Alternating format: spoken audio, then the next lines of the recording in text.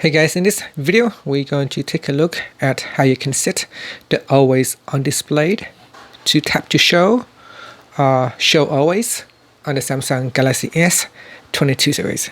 First, tap on the home button to go back to the home screen, and from the home screen swipe down at the top and tap on the settings icon. In settings, go down and tap on lock screen. Then in here we go down and tap on always on displayed. Now make sure that you turn on always on displayed at the top. Then we go down and choose either tap to show or show always.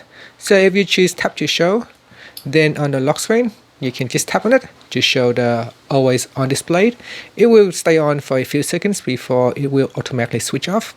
Otherwise we can choose show always, so that means when you turn off your screen, then always on displayed will turn on and stay on until you log back into your home screen. And that's it. Thank you for watching this video. Please subscribe to my channel for more videos.